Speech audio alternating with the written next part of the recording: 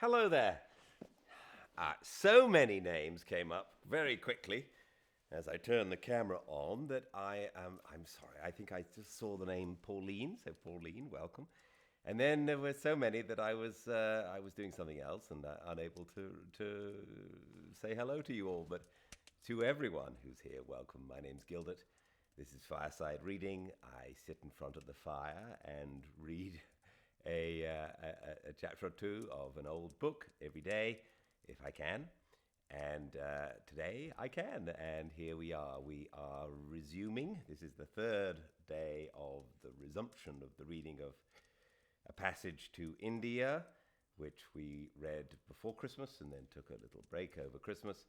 And now we are nearing its end. A Passage to India by E.M. Forster. Very interesting book. I hope you are enjoying it too. Can't wait to hear people's thoughts at the end. I think that's about it for today. Let's continue. Welcome to a fireside reading of A Passage to India by E.M. Forster. Chapter 32. Egypt was charming. A green strip of carpet, and walking up and down it 4 sorts of animals and 1 sort of man. Fielding's business took him there for a few days. He re-embarked at Alexandria, bright blue sky, constant wind, clean low coastline, as against the intricacies of Bombay. Crete welcomed him next with the long snowy ridge of its mountains, and then came Venice. As he landed on the piazzetta, a cup of beauty was lifted to his lips, and he drank with a sense of disloyalty. The buildings of Venice, like the mountains of Crete and the fields of Egypt, stood in the right place, whereas in poor India everything was placed wrong. He had forgotten the beauty of form among idol temples and lumpy hills. Indeed, without form, how can there be beauty? Form, stammered here and there in a mosque, became rigid through nervousness even, but these Italian churches. San Giorgio, standing on the island which could scarcely have risen from the waves without it, the salute holding the entrance of a canal which but for it would not be the Grand Canal. In the old undergraduate days he had wrapped himself up in the many-coloured blanket of St. Mark's, but something more precious than mosaics and marbles was offered to him now, the harmony between the works of man and the earth that upholds them, the civilization that has escaped muddle, the spirit in a reasonable form, with flesh and blood subsisting. Writing picture postcards to his Indian friends, he felt that all of them would miss the joys he experienced now, the joys of form, and that this constituted a serious barrier. They would see the sumptuousness of Venice, not its shape. And though Venice was not Europe, it was part of the Mediterranean harmony. The Mediterranean is the human norm. When men leave that exquisite lake, whether through the Bosphorus or the Pillars of Hercules, they approach the monstrous and extraordinary. And the southern exit leads to the strangest experience of all. Turning his back on it yet again, he took the train northward, and tender romantic fancies that he thought were dead forever flowered when he saw the buttercups and daisies in June.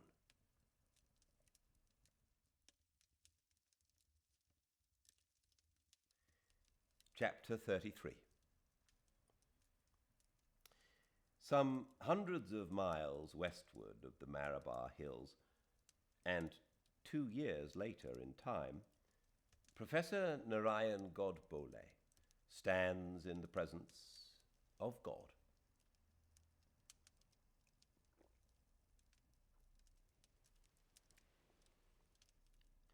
God is not born yet. That will occur at midnight. But he has also been born centuries ago, nor can he ever be born, because he is the Lord of the universe who transcends human processes. He was not, was. He and Professor Godbole stood at opposite ends of the same strip of carpet. Tukaram, Tukaram, thou art my father and mother and everybody. Tukaram, Tukaram, thou art my father and mother and everybody. Tukaram, Tukaram, thou art my father and mother and everybody. Tukaram, Tukaram, thou art my father and mother and everybody. Tukaram. This corridor in the palace at Mao opened through other corridors into a courtyard. It was of beautiful hard white stucco, but its pillars and vaulting could scarcely be seen behind coloured rags, iridescent balls, chandeliers of opaque pink glass, and murky photographs, framed crookedly. At the end was the small but famous shrine of the dynastic cult, and the god to be born was largely a silver image the size of a teaspoon. Hindus sat on either side of the carpet, where they could find room, or overflowed into the adjoining corridors and the courtyard. Hindus, Hindus only, mild-featured men, mostly villagers, for whom anything outside their village is passed in a dream. They were the toiling Riot, whom some call the real India. Mixed with them sat a few tradesmen out of the little town, officials, courtiers, scions of the ruling house. Schoolboys kept in efficient order. The assembly was in a tender, happy state unknown to an English crowd. It seethed with a beneficent potion. It seethed like a beneficent potion. When the villagers broke cordon for a glimpse of the silver image, a most beautiful and radiant expression came into their faces, a beauty in which there was nothing personal, for it caused them all to resemble one another during the moment of its indwelling, and only when it was withdrawn did they revert to individual clods. And so with the music. Music there was, but from so many sources, that the sum total was untrammelled. The braying, banging, crooning melted into a single mass which trailed round the palace before joining the thunder. Rain fell at intervals throughout the night. It was the turn of Professor Godbole's choir. As Minister of Education, he gained this special honour. When the previous group of singers dispersed into the crowd, he pressed forward from the back, already in full voice, that the chain of sacred sounds might be uninterrupted. He was barefoot and in white. He wore a pale blue turban. His gold pince-nez had caught in a jasmine garland and lay sideways down his nose. He and the 6 colleagues who supported him clashed their cymbals, hit small drums, droned upon a portable harmonium, and sang, "Tukaram, Tukaram, thou art my mother and father and everybody. Tukaram, Tukaram, thou art my father and mother and everybody. Tukaram, Tukaram." They sang not even to the god who confronted them, but to a saint. They did not one thing which the non-Hindu would feel dramatically correct. This approaching triumph of India was a muddle, as we call it, a frustration of reason and form. Where was the god himself, in whose honour the congregation had gathered? indistinguishable in the jumble of his own altar, huddled out of sight amid images of inferior descent, smothered under rose leaves overhung by oleographs, outblazed by golden tablets representing the Raja's ancestors, and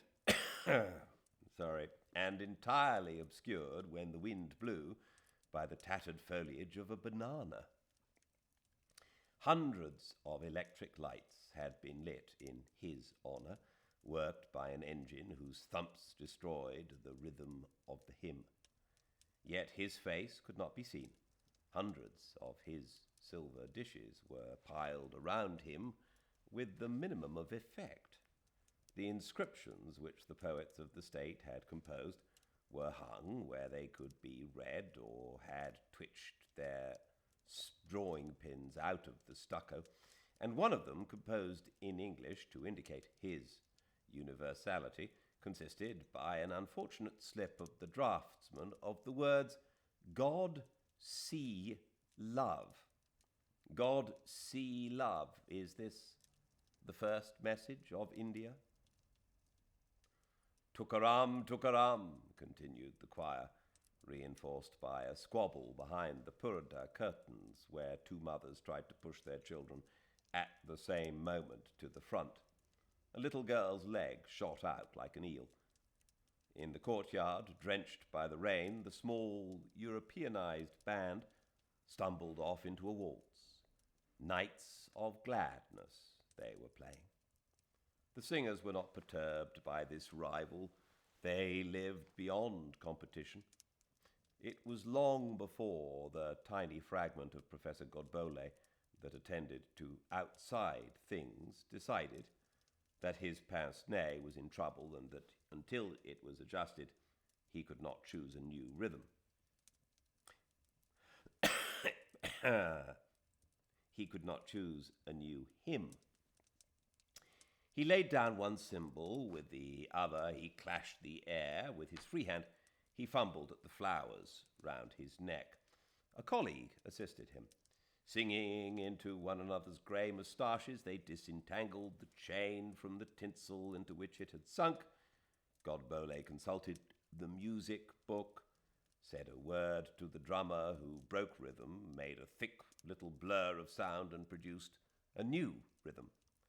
This was more exciting, the inner images it evoked more definite, and the singer's expressions became fatuous and languid.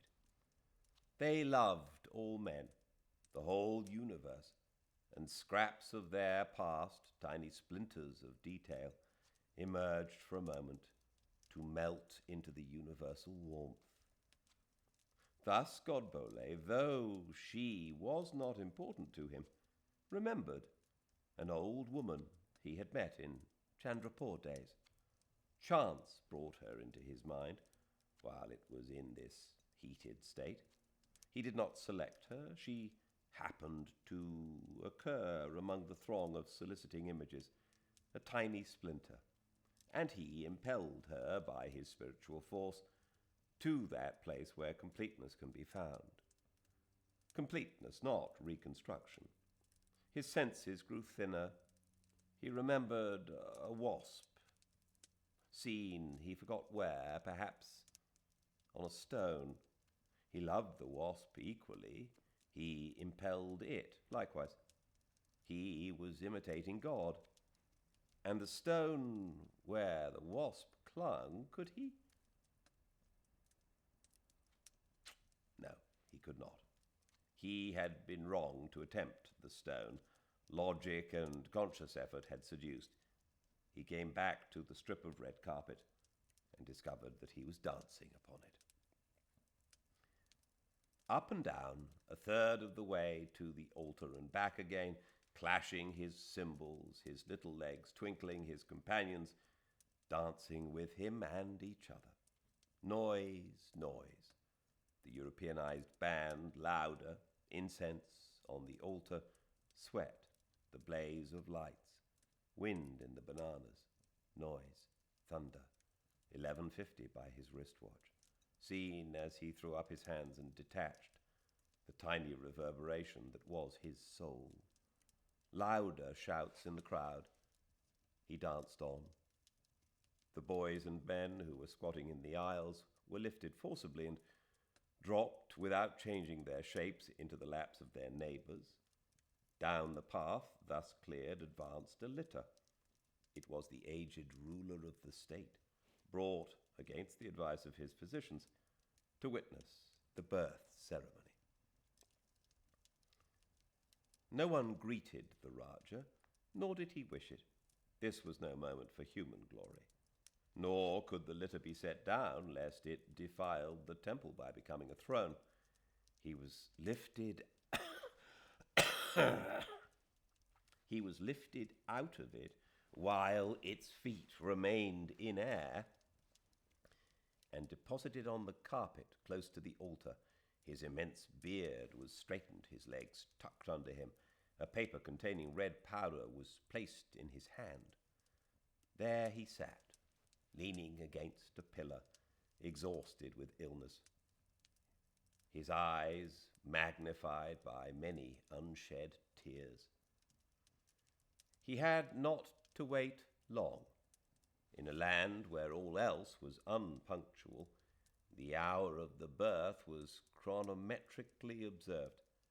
3 minutes before it was due, a Brahmin brought forth a model of the village of Gokul, the Bethlehem in that nebulous story, and placed it in front of the altar. The model was on a wooden tray about a yard square. It was of clay and was gaily blue and white with streamers and paint. Here, upon a chair too small for him and with a head too large, sat King Kansa, who is Herod, directing the murder of some innocents. And in a corner, similarly proportioned, stood the father and mother of the Lord, warned to depart in a dream. The model was not holy, but more than a decoration, for it diverted men from the actual image of the god and increased their sacred bewilderment. Some of the villagers thought the birth had occurred, saying with truth that the Lord must have been born, or they could not see him. But the clock struck midnight, and simultaneously the rending note of the conch broke forth, followed by the trumpeting of elephants. All who had packets of powder threw them at the altar, and in the rosy dust and incense and clanging and shouts, infinite love took upon itself the form of Sri Krishna and saved the world.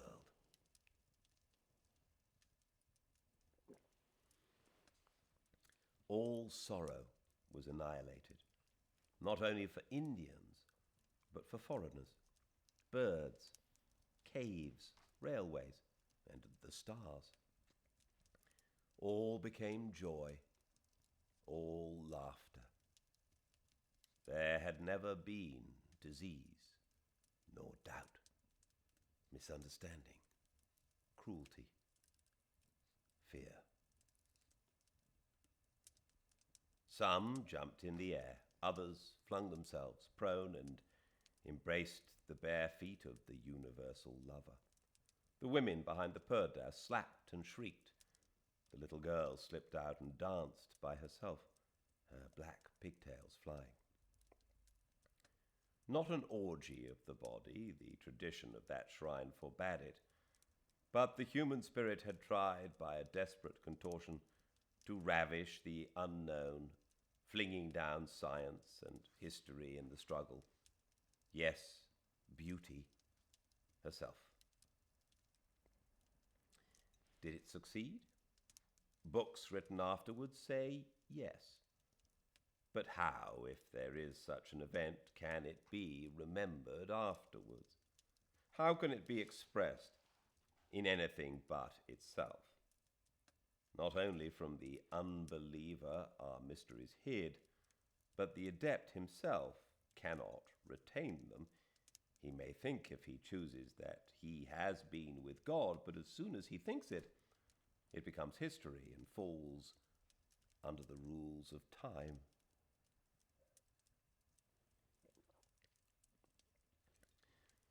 cobra of papier-mâché now appeared on the carpet, also a wooden cradle swinging from a frame. Professor Godbole approached the latter with a red silk napkin in his arms. The napkin was God, not that it was, and the image remained in the blur of the altar. It was just a napkin, folded into a shape which indicated a baby. The professor dandled it and gave it to the Raja, who, making a great effort, said, "I name this child Sri Krishna," and tumbled it into the cradle. Tears poured from his eyes because he had seen the Lord's salvation. He was too weak to exhibit the silk baby to his people, his privilege in former years. His attendants lifted him up, a new path was cleared through the crowd, and he was carried away to a less sacred part of the palace.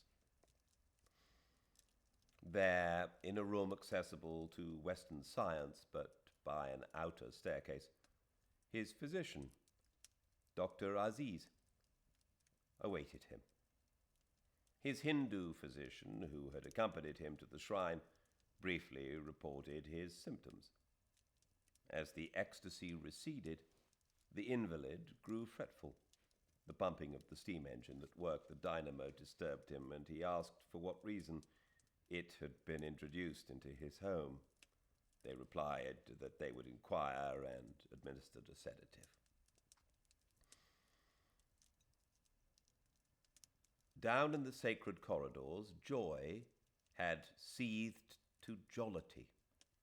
It was their duty to play various games to amuse the newly born god and to stimulate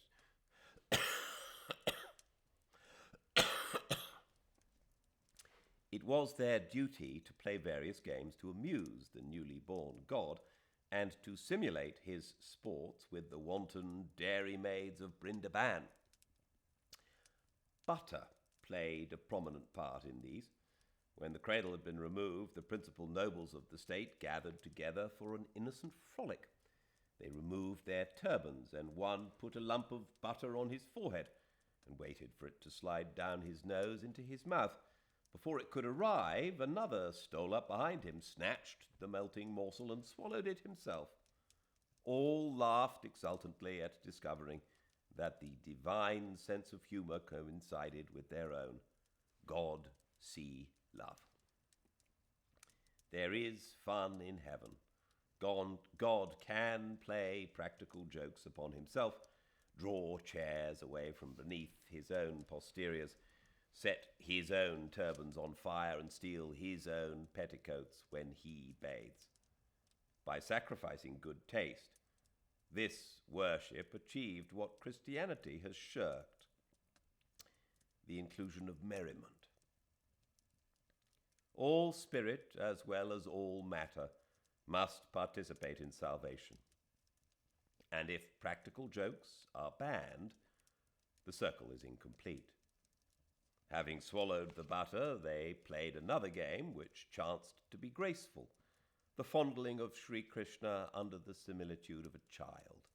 A pretty red and gold ball is thrown, and he who catches it chooses a child from the crowd, raises it in his arms, and carries it round to be caressed. All stroke the darling creature for the Creator's sake and murmur happy words. The child is restored to his parents, the ball thrown on, and another child becomes for a moment the world's desire. And the Lord bounds hither and thither through the aisles, chants and the sport of chants, irradiating little mortals with his immortality. When they had played this long enough, and being exempt from boredom, they played it again and again, they played it again and again, they took many sticks and hit them together, whack-smack, as though they fought the Pandava wars, and threshed and churned with them, and later on they hung from the roof of the temple in a net a great black earthenware jar, which was painted here and there with red and wreathed with dried figs. Now came a rousing sport. Springing up, they struck at the jar with their sticks. It cracked, broke, and a mass of greasy rice and milk poured onto their faces. They ate and smeared one another's mouths and dived between each other's legs for what had been pashed about the carpet. This way and that spread the divine mess until the line of schoolboys, who had somewhat fended off the crowd, broke for their share. The corridors, the courtyard, were filled with benign confusion. Also the flies awoke and claimed their share of God's bounty. There was no quarrelling, owing to the nature of the gift, for blessed is the man who confers it on another. He imitates God. And those imitations, those substitutions, continued to flicker through the assembly for many hours, awaking in each man, according to his capacity, an emotion that he would not have had otherwise. No definite image survived. At the birth, it was questionable whether a silver doll or a mud village or a silk napkin or an intangible spirit or a pious resolution had been born. Perhaps all these things, perhaps none. Perhaps all birth is an allegory. Still, it was the main event of the religious year. It caused strange thoughts. Covered with grease and dust, Professor Godbole had once more developed the life of his spirit. He had, with increasing vividness, again seen Mrs. Moore, and round her, faintly clinging, forms of trouble. He was a Brahmin, she Christian, but it made no difference. It made no difference whether she was a trick of his memory or a telepathic appeal.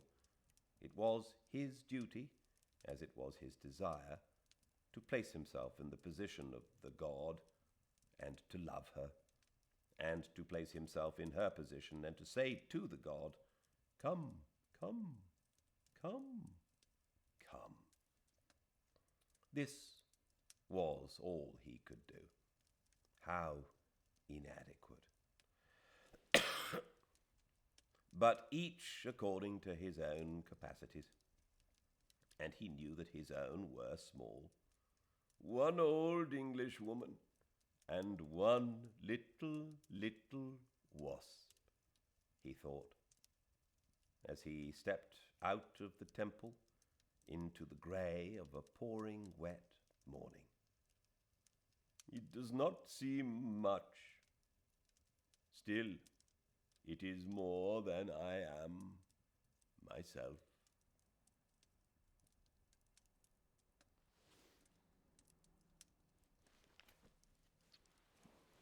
Thank you so much for joining me. Sorry about the coughing. Everything is fine. I just have this slightly annoying dry cough which gets in the way. I'm going to see you all tomorrow, same time and place, 5 Pacific at Fireside Reading on Instagram, hopefully with no more cough. Until then, everyone, please stay very well.